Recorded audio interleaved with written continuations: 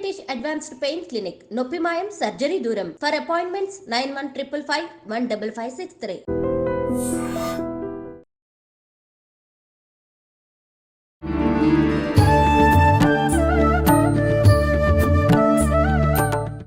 నమస్కారం అండి. నమస్కారం.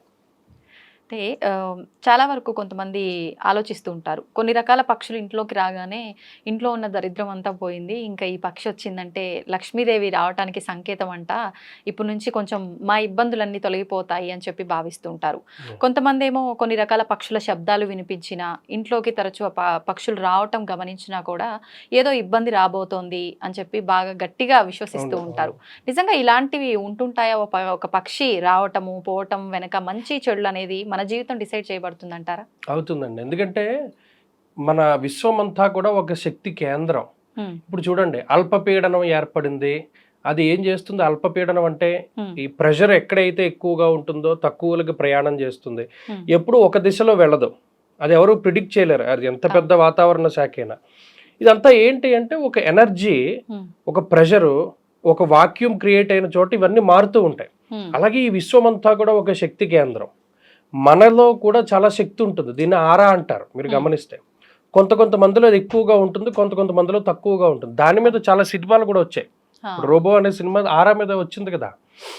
అంటే ఇందులో కొంత అపోహలు ఉండొచ్చు, కొంత నిజము ఉండొచ్చు. ఇప్పుడు ఎవరైతే వెజిటేరియన్ వాళ్ళు ఉన్నారో వాళ్ళలో ఆరా బాగుంటుంది. యోగా చేసేవాళ్ళు, మెడిటేషన్ చేసేవాళ్ళు, వాళ్ళలో శక్తి, ఎందుకంటే ఆ కాస్మిక్ ఎనర్జీ. ఇప్పుడు యోగానంద ఆయన ఉన్నారు, పరమహంస యోగానంద. మరి అటువంటి వాళ్ళలో ఆ కాస్మిక్ ఎనర్జీయే కదా. 10 రోజులైనా 15 రోజులైనా మనిషి చచ్చిపోయినా అసలు ఏం అవ్వలేదు. మరి అందులో ఉన్న సైన్స్ ఏంటి? ఇలా చాలా ఉంటాయి. ఒక సమాధి స్థితి అంటారు. సమాధి స్థితి అంటే మన ఉదాహరణకి నిమిషానికి ఇన్నిసార్లు గాలి తీసుకుంటాం. కానీ యోగాలో ఏమవుతుందంటే, క్రియాయోగాలో వెళ్లే కొద్దీ నెంబర్ ఆఫ్ టైమ్స్ మనం శ్వాస తీసుకునేది తగ్గిపోతుంది. ఒకానొక స్టేజ్లో రోజుకు ఒకసారి, 3 రోజులకు ఒకసారి శ్వాస తీసుకుంటారు. మరి వాళ్ళల్లో ఏ ఎనర్జీ వాళ్ళని కాపాడుతుంది? దాన్నే సమాధి స్థితి అన్నారు. ఇలా ఏంటంటే ప్రతిదీ కూడా ఎనర్జీ అనేటువంటిది ఉంటుంది. మన చుట్టూ మంచి శక్తి ఉన్నదా, చెడు శక్తి ఉన్నదా? ఇప్పుడు చూడండి, ఇంట్లో నెగిటివ్ ఎనర్జీ అంటే ఒక్కొక్కళ్ళకి ఏమవుతుందంటే, ఇంట్లో ఏదో గాలి పట్టింది అంటారు. అంటే విచిత్రంగా ప్రవర్తన చేస్తూ ఉంటారు. అలాగే భూత్ బంగళా అంటారు. భూత్ బంగళా అంటే ఏంటి? అందులోంచి విపరీతమైన శబ్దాలు రావడం. ఇప్పుడు వాస్తు పరిజ్ఞానంలో గనక తీసుకుంటే, గుమ్మాలు కిటికీలు ఇది వరకు ఎక్కడుండేవి? సెంటర్లో గుమ్మాలు ఉండేవి, కిటికీలేమో అటు ఇటు ఉండేవి. మన బాడీకి కూడా సెంటర్లో గుమ్మం ఉంది, తెలుసా మీకు? ఇది సెంటర్లో గుమ్మం. దీని నుండే గాలి వెళుతోంది, వస్తుంది. కిటికీలు అటో కిటికీ ఇటో కిటికీ ఉన్నాయి. మన బాడీలో సెంటర్ గుమ్మమే ఉంది. ఇప్పుడు ఈ మధ్యన మనం ఏం చేస్తున్నాం? ఈశాన్యంలో ద్వారం పెడుతున్నాం. మరి ఇవన్నీ మార్పు చేర్పుల వల్ల ఏమవుతుంది? గాలి వెలుతురు తీరు మారిపోతుంది. ఒక ఇంట్లో ఎలా అయితే గాలి వెలుతురు ప్రసరిస్తుందో దాన్ని బట్టి ఆ యజమాని తాలూకు స్థితిగతులు ఉంటాయి. దాన్నే వాస్తన్నారు. గర్భము, 12 రాసులు, దాన్ని బట్టే గర్భ నిర్ణయం ఇవన్నీ చేస్తారు.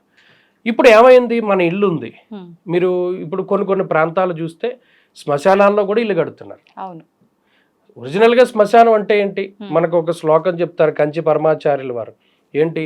బాలార్క ప్రేత ధూమశ్చ వృద్ధా స్త్రీ పలవలోదకం రాత్రౌ దధ్యాన్న భుక్తిశ్చ ఆయుక్షీణం దినే దినే. రాత్రి పెరుగన్నం తినేవాడు, ప్రేత ధూమం అంటే ఈ శవాల తాలూకు కాలిన పొగ పీల్చేవాడు, వీళ్ళందరికీ ఆయుక్షీణం జరుగుతుంది అన్నారు.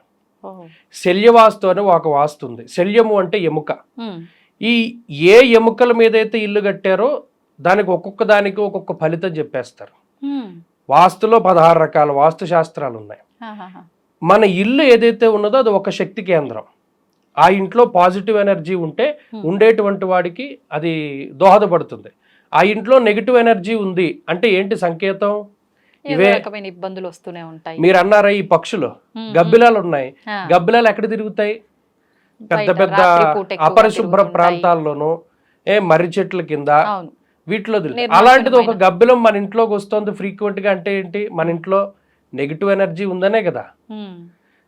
గుడ్లగోపులు అవన్నీ ఎక్కడ తిరుగుతాయి? అవి అంతా కూడా ఒక రకమైనటువంటి ఎనర్జీ, ఆ శక్తి వాటికి సంబంధించిన ఉండేది. అలాగే ఇప్పుడు చూడండి, పావురాలు పెంచుకుంటారు. నిజంగా ఎంత తప్పు! పావురాలు తాలూకు గాలి పీల్చి చచ్చిపోయిన వాళ్ళు చాలా మంది ఉన్నారు. ఊపిరితిత్తులకు సంబంధించిన వ్యాధులు వస్తాయని. అలాగే మన ఇంట్లోకి నెమలు వచ్చింది. మన ఇంట్లోకేమో పిచ్చుకలు వచ్చాయి. పిచ్చుక అది ఎంతో వాసయోగ్యమైన ప్రాంతం అయితే తప్పితే అక్కడ గూడు కట్టుకుని పిల్లల్ని పెట్టదు. అంటే ఆ ఇంట్లో అంతా కూడా నెగిటివ్ ఎనర్జీ లేదు, అంత పాజిటివ్ ఉంది అని అర్థం. అయితే ఇవన్నీ మనం ఎలా ఫైండ్ అవుట్ చేస్తాము అంటే మన ఇంట్లోకి చేరేటువంటి జంతువులు. ఓ పంది వస్తే మీరు ఇంట్లో ఉంటారా? పంది ఎక్కడ ఉంటుంది? బురదలోనే ఉంటుంది. అంటే మన ఇల్లు అంత బురదగా ఉందని అర్థం. ఇక్కడ అదే, అంతకుమించి ఏం లేదు. ఆ వచ్చే పక్షులు కానీ, అంటే ఇంటికి అట్రాక్ట్ అయ్యేటువంటి పక్షులు, జంతువులు, ఇవన్నీ కూడా మన ఇంట్లో ఏ ఎనర్జీ అయితే ఉందో దానికి. ఇప్పుడు మీ ఫోన్లో ఏదో ఒక ఎఫ్ఎం, సమ్ XYZ దాని ఫ్రీక్వెన్సీ సెట్ చేసుకుంటారు, అదే మీకు ట్యూన్ అవుతుంది కదా. ఇల్లు కూడా అంతే, ఇంట్లో ఏ ఎనర్జీ అయితే ఉంటుందో అవే ట్యూన్ అయ్యి దానికి సంబంధించిన చెడు శక్తులు, చెడు ఆలోచనలు, చెడు జంతువులు ఇవన్నీ ఇంట్లోకి వస్తాయి. అంటే అవి రావటం వల్ల ఏదో జరగటం కాదు, ఆల్రెడీ మన ఇంట్లో ఉన్న పరిస్థితిని బట్టే అవి రావడం జరుగుతుంది. అదే కదా, దాన్ని బట్టే మనం ఒక సిగ్నల్ లాగా భావించి మన జాగ్రత్త. ప్రతిదీ శకునం. అందుకనే శకున శాస్త్రం అంటే అదే చెప్పారు. శకునం అంటే ఏంటి? బలి మీద పడితే ఎవడో చచ్చిపోడు.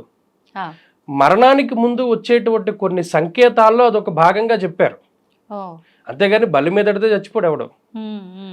అలా ఏంటంటే కొన్ని మనకి ఏవైతే జరుగుతూ ఉంటాయో ఇవి జీవితంలో ఆల్రెడీ మనకి ఇంత నెగిటివ్ ఎనర్జీ ఉన్న ఇంట్లో ఉన్నావు కదా, అందుకని ఇవన్నీ వస్తున్నాయి. అందుకని ఏం చెప్తారు? పసుపు వేసుకోవాలి, ఇంటికి తడిగుడ్డ పెట్టేటప్పుడు ఇల్లు కడుక్కోవాలి, శుభ్రం చేసుకోవాలి. ఇదివరకు ఎంత వాసాలు ఇల్లున్నా ఆవు పేడ తీసుకెళ్ళి అటకంతా కూడా అలుక్కునేవారు సంక్రాంతికి, దసరాకి శుభ్రంగా. ఇప్పుడు ఇల్లు ఎవరు తుడుచుకుంటున్నారు? కిటికీలు ఎవరు తుడుచుకుంటున్నారు? పండగలకి. అంత ఓపిక కూడా లేదు ఎవరికైనా. అది విషయం. ఇంట్లో ఉన్న నెగిటివ్ ఎనర్జీకి ఇవన్నీ అట్రాక్ట్ అవుతాయి తప్పితే అవి వస్తే ఏదో చెడు జరగడం అన్నది తప్పు.